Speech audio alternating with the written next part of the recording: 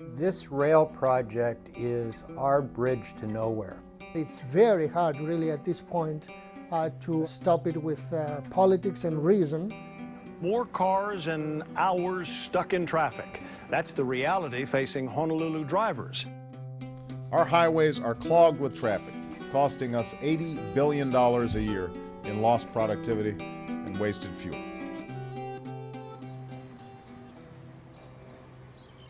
Well, Honolulu has one of the worst traffic congestion in the United States. It's almost like a mini version of Los Angeles. Ben Cayetano was a popular two-term governor of the state of Hawaii, and like governors all across the country, has spent a lot of time trying to understand the state's crippling traffic problem. Worse than LA, worse than Manhattan, a new study on our congestion is providing fresh fodder for the debate over mass transit.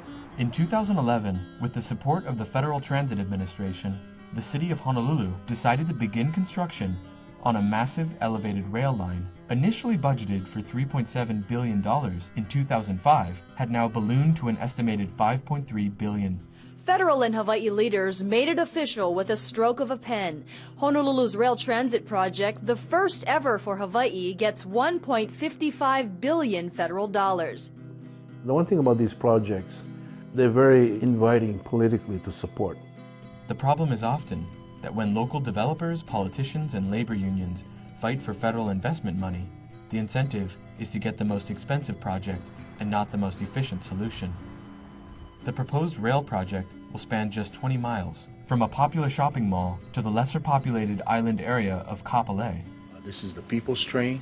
This is a train that needs to be built sooner rather than later, and the state needs the revenues. They sold the project on the idea that it would reduce traffic congestion. And of course, it was never about that. It was about development. There's a lot of money to be made in the construction. And once it started, we're convinced that it will be billions of dollars over budget, and we think they'll try to get the federal government to bail them out. And in any event, it's going to cost local taxpayers a minimum of $4 billion. We think it's going to be closer to $6 or $7 billion. Randall Roth is a law professor at the University of Hawaii, and along with former Governor Ben Cayetano and transportation expert Cliff Slater at HonoluluTraffic.com. This wasn't a decision based on merit. This was strictly a political decision. Have filed a federal lawsuit alleging that the city did not conduct a thorough or honest appraisal of the transportation alternatives.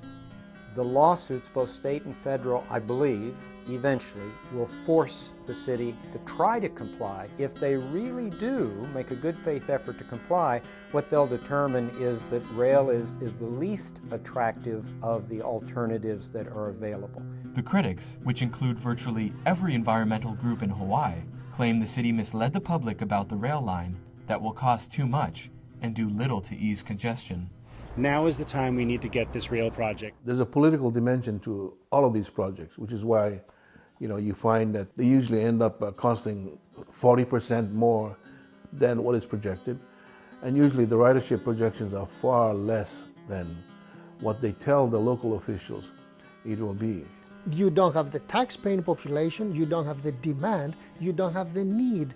Panos Providoros is a civil engineer, a professor, and Hawaii's leading transportation expert. I was in the first committee that actually assessed the alternatives analysis. This alternatives analysis is closer to a joke rather than a scientific study. If you actually look at the studies in the EIS, by my own calculation, the number of trips is going to reduce on Oahu is 1.7%. Even if you focus on specific congested parts of the corridor, it will never do more than 5%. The point of doing any cost-effectiveness type of analysis is out of the window. The benefits are not there. For the long run, this project will probably end up like Tren Urbano in Puerto Rico, which had about an 80% cost overrun, and they projected 80,000 people average ridership, turned out 25,000. Basically, our congestion is quite predictable. We have very acute points, and nobody's doing anything about them. Predictable because Hawaii's roadway system is underbuilt and deteriorating. On a per capita basis, no other state in the country has fewer lane miles than Hawaii. 90% of Hawaii's state-owned major roads have fallen out of good condition as of 2008. There are a number of more attractive alternatives, which ironically, and I say that with a smile because this is why a lot of people in Hawaii don't like it, they'd be a lot less expensive than rail. Solutions abound. I mean, we have among the most congested freeways because we're developing areas and we are not addressing critical bottlenecks. In several of them, an investment in the order of a few dozen $million, not billion, million, 12 million here, 50 million there, will actually provide substantial relief to the congestion we have. Panos says a far cheaper and even more energy efficient way to improve mobility would be to have wider roadways, increased lane miles, and basic road maintenance. Even further, managed toll roads could bring much needed private infrastructure investment to the state, along with a re-emphasis on improving the already popular and underfunded bus system. Bus has two significant advantages. Low price, comparatively speaking, particularly for a startup, and tremendous flexibility. Honolulu is meandering around the shore and in valleys and ridges, etc. You need the flexibility of buses to get there, and then you need BRT along major trunk corridors to connect your major points. In the plan that actually the feds approved, the project uses over $100 million of future funds to buy buses. 50% roughly of the future ridership of the rail will be bus and BRT. Traffic congestion in Hawaii will be worse with this rail project than what it is today. A little bit better than if we did absolutely nothing over the next 12 years. And yet they sold it to the people of Hawaii as a solution to today's traffic congestion problems. The city collects money for sewers and water, and although we are operating under an EPA consent decree to fix our sewers, they have essentially mortgaged that part of the money and said that if there are unpredictable cost overruns for the rail, they will take the sewer money and sink it in the rail. What will happen, and I predict this, they're going to end up raising taxes. Either that or the city will go bankrupt.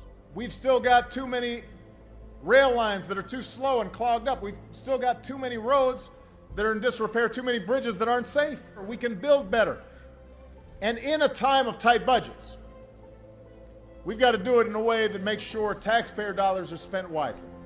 I'd like to see greater scrutiny and accountability by the federal government when they give money to projects. Nobody looks beyond the life of the project. And I think that the people are going to pay a big price for that.